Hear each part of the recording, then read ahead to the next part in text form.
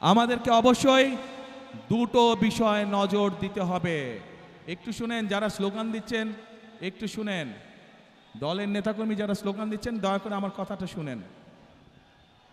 আমরা যত পরিকল্পনাই গ্রহণ করি না কেন, এই পরিকল্পনাগুলো বাস্তবায়ন করতে হলে অবশ্যই আমাদেরকে দুটো বিষয় খুব কড়াকড়িভাবে নজর দিতে হবে।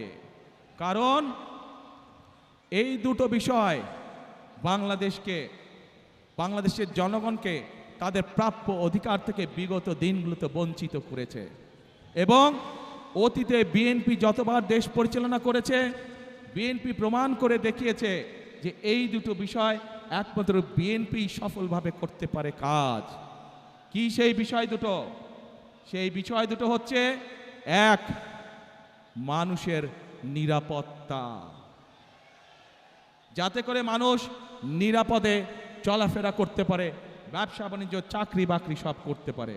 প্রিয় ভাই বোনেরা, বিগত সময় যখন বিএনপি ক্ষমতায় ছিল, দেশনেত্রী খালেদা জিয়া যখন দেশ পরিচালনা করেছেন, আপনারা দেখেছেন যেই হোক না কেন, এমনকি আমাদের দলের অনেক লোক যারা কোনো অনৈতিক কাজে নিজেকে জড়িত করেছে, আমরা তাদেরকেও ছাড় দেইনি।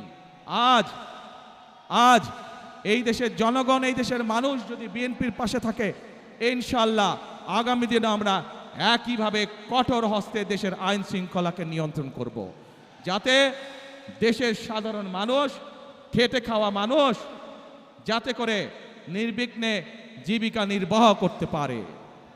প্রিয় ভাই বোনেরা, আমরা যতই পরিকল্পনা গ্রহণ করি, আরেকটি বিষয় আছে, যদি সেই বিষয়টিকে আমরা নিয়ন্ত্রণ না করি তাহলে আমাদের কোনো পরিকল্পনা সফল হবে না। কি সেটি? সেই বিষয়টাও বিএনপি অতীতে প্রমাণ করেছে একমাত্র বিএনপির পক্ষেই সম্ভব সেই বিষয়টিকে নিয়ন্ত্রণ করা, এবং সেটি হলো দুর্নীতি। যে কোনো মূল্যে আগামী বিএনপি সরকার দুর্নীতির টুটি চেপে ধরবে। এই দুটি হচ্ছে আমাদের কমিটমেন্ট এই দেশের মানুষের কাছে।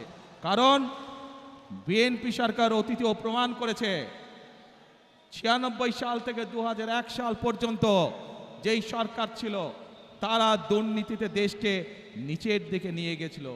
2001 সালে যখন দেশনেত্রী খালেদা জিয়া আপনাদের রায়ে দেশের দায়িত্ব পান, তখন ধীরে ধীরে ধীরে দেশনেত্রী খালেদা জিয়া দুর্নীতির করাল গ্রাস থেকে দেশকে বের করে নিয়ে এসেছেন। কাজেই প্রমাণ হয়েছে, দেশের আইন শৃঙ্খলাই হোক, আইন সবার জন্য সমান।